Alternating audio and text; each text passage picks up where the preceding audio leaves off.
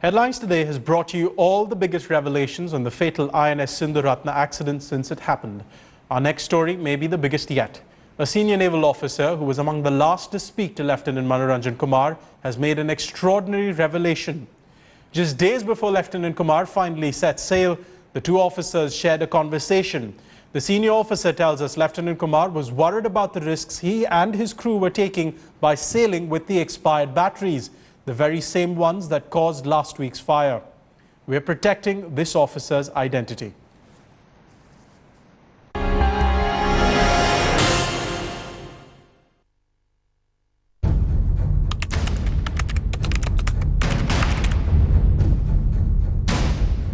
Disaster struck in the battery compartment of INS Sindhuratna.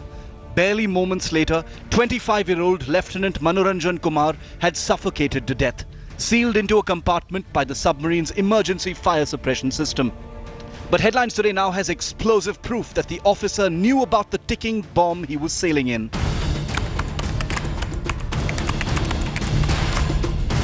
4 days before his death, Lieutenant Manoranjan Kumar had dinner at the Naval Officers' Mess in Mumbai.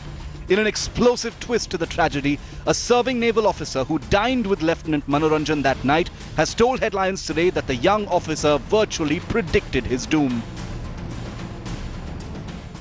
Initially, when I spoke to him, this guy was, he said, I am disembarked from the submarine and I am going on leave shortly.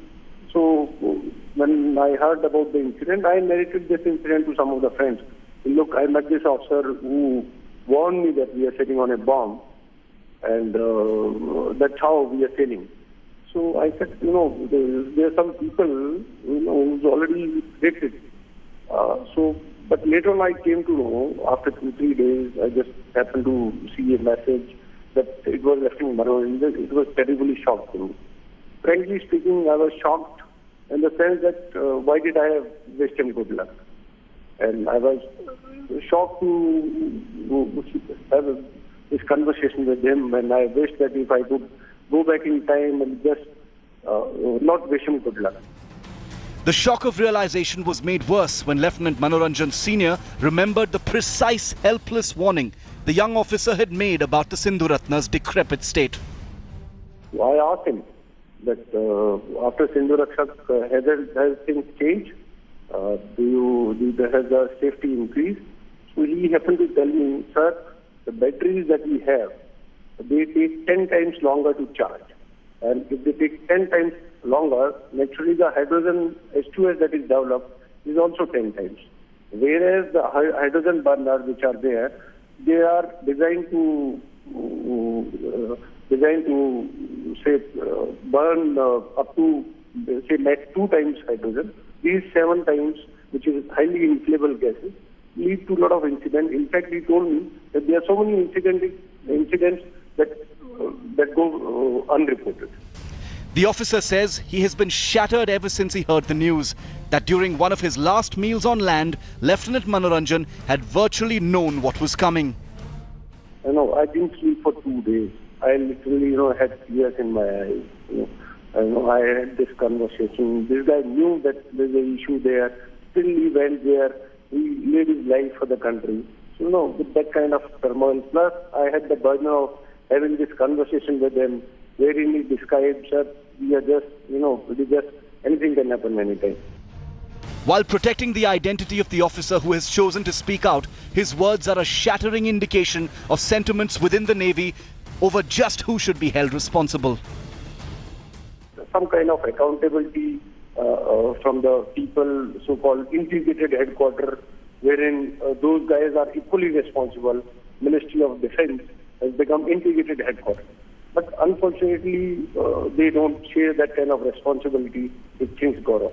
So I think it is a collective responsibility of the people, right from the electrical officer who should have said that, look, this is what it is, you can't say, to the minister or integrated headquarters which is responsible for supplying these batteries. I think everybody down the chain is responsible. We're protecting the identity of this serving naval officer who's chosen to speak out to Headlines Today. in a confidential email that he's actually sent to his seniors, and which Headlines Today now has an exclusive copy of, he has said that there should be collective responsibility for the death of Lieutenant Manoranjan Kumar on INS Sindhuratna. He says in the email that the officer told him that he was sailing on a bomb. Officers were sailing on bombs as far as the submarine arm was concerned, and that the entire higher military leadership was fully aware of the problems that afflicted the submarine service of the Indian Navy. Further, he said that battery pit fires was simply the order of the day, and that everyone needs to take collective responsibility for Lieutenant Manoranjan's death. The question now really is of accountability, of who truly must take the blame for sending young officers like Lieutenant Manoranjan out to sea, knowing full well it could be their last. In New Delhi, Shiv Arur for Headlines Today. Extraordinary claims by the officer, serving officer, we should add over there. Our correspondent Shiv Arur, who broke that story, now joins us. Shiv, extraordinary claims once again. What kind of implications could they have on the Ministry of Defence and the Indian Navy? Well, the implications are absolutely explosive. Look at it very simply. Just 4 days before that disaster on INS Sindhuratna, 60 nautical miles off the coast of Mumbai, this young officer, Lieutenant Manoranjan, had dinner with the serving naval officer who's chosen to break his silence and actually speak exclusively to Headlines Today, and we're protecting his identity. And he has said that this young officer said, we're sailing on a bomb. We know all about the battery fires. There are several incidents of this kind that go completely unreported. But we don't have a choice. I mean, we're officers, we're young officers, and we have to set sail when we're ordered to do so. The fact is, the implications are that this puts the onus very dangerously, not just on the Navy itself, but also on the Ministry of Defence. Remember, we've been reporting throughout the last few days since the disaster that there is a great deal of accountability that needs to be fixed on not just the higher military leadership within the Navy, but also A.K. Antony and his Ministry of Defence. What are they really going to say when they look at this email that's been sent by the officer who spoke to Lieutenant Manoranjan just 4 days before his death, where he has said, we are sailing on a bomb, battery pit fires are the order of the day, this is something that we can do nothing really about. The fact remains that 10 times the amount of hydrogen gets generated by these old decrepit batteries because we need new batteries. This was a young officer who pretty much just predicted his own demise. It really is, Shiv. We want to come back to you for another question, but before that, I understand Rear Admiral Raja Menon has spoken about these revelations. Let's listen in. The batteries, the situation about the batteries is that, it's not, I know we've been using this word life expired, but it isn't as though there is a magic number after which the batteries die. As the batteries get older and they approach the number of cycles which are guaranteed, they start giving trouble. And by this time, normally replacement batteries should come. The big issue here is, why have the replacement batteries not arrived? And obviously the Navy can't tie up a submarine because of an old battery. What it will normally do, like we have done in the past, is continue to operate the submarine with the old battery under certain precautions. Whether those precautions were taken or not is something which the Board of Inquiry will definitely bring out. The issue here is, really, there are two issues here. One is, of course, the accident on board the Sindhuratna. That I have no doubt that the Board of Inquiry will bring out all the circumstances leading to that. But there is another incident or event which is as big, which is the resignation of the Navy chief. Now that occurred in Delhi, and the resignation was an act of despair. Who is going to investigate the circumstances that led the Navy chief to hand in his resignation? I mean, he didn't hand in his resignation only because of the Sindhuratna. Certainly the Sindhuratna would have forced his hand, the loss of those 2 lives. But his cry was a cry of despair that he is unable to maintain the Navy to the standards to which he expects of his juniors. Mm-hmm. So there is this big lacuna. The Ministry... I was Rear Admiral retired Raja Menon speaking over there. Commodore Bhaskar is also on the phone line with us right now. Commodore Bhaskar, extraordinary claims, not just because this is because of what's been said, but the person who spoke to Headlines today was a serving naval officer who had spoken to Lieutenant Manoranjan Kumar about his fears about these batteries. And, you know, I'm just pulling out some of the quotes from that phone conversation. We're sailing on a bomb. The higher leadership is aware. Lots of unreported incidents of this kind. It is extraordinary that the state of affairs in the Navy is where it is.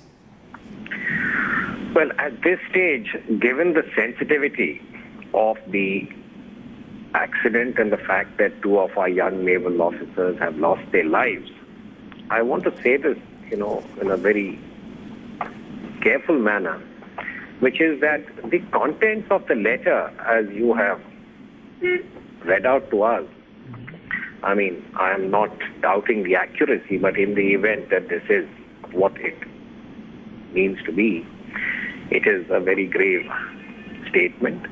But on the same, you know, at the same time, I do want to make the point that, you know, all my experience in the Navy and now as an analyst, to me, it appears very unlikely that this battery issue, which has now got the public attention, that any level of the hierarchy of leadership would allow a submarine, which is a very, very high-risk platform, to actually set out for operational trials after a refit, knowing that this particular battery is not up to speed or that there are any other defects. So I know this may sound a bit odd at this time, given the emotions that are associated with the tragedy of the loss of lives.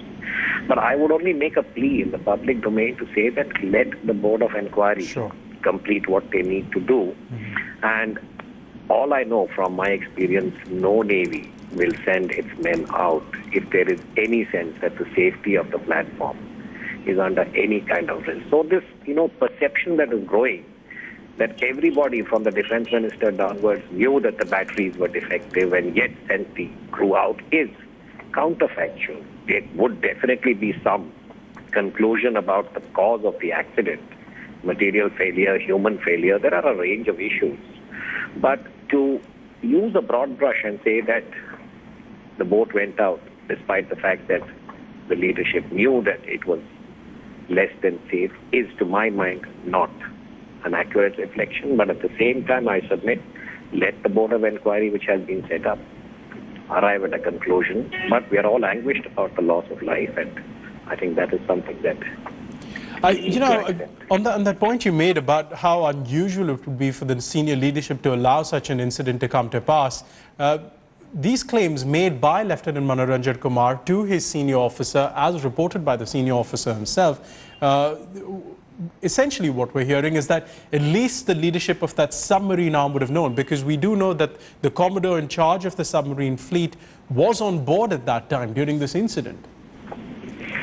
So, I mean, that's all the more reason there. If you look at the sequence, I mean, you accept this kind of a linkage that the Commodore, who is looking after the trial and who has taken the submarine out to sea with his own team, would be aware of the quote-unquote safety index of the boat and would yet go out. So that's my point. I'm just suggesting that, you know, this to me seems incongruous, but at the same time, I am the first to accept saying that until the Board of Inquiry does not arrive at a definitive conclusion based on some material evidence, I'm sure they are doing it just now. But the anguish is understandable, but I think, you know, the general perception that either the Navy's leadership is indifferent and callous and does this, or there's anybody else in the chain, is to me counterfactual. A battery is a sturdy piece of equipment.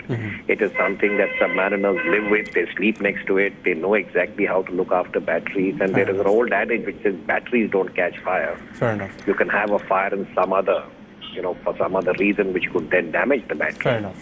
So these are basic points that I think we need to keep in mind. All right, Commodore Bhaskar, thank you very much for bringing that to our viewers' perspective, bring that perspective to our viewers as well. We also have Bharat Verma, who's the editor of the Indian Defence Review, who spoke to us just a short while ago. Here's what he said. I think the Ministry of Defence, the Minister of Defence of this country, and the government as whole has been totally irresponsible in not providing proper modern weapon platforms. So we are losing soldiers and sailors and airmen in accidents in peacetime because a third-rate equipment has been provided, despite the Navy warning 15 years back that the submarine fleet is going to go down, is going to have an aging process, the shelf life is going to expire. The problem that is taking place in Indian conditions is the defense secretary in this country, who's a babu, who has no clue how wars are fought, is responsible, very funnily, and it is hilarious, for defense of the country.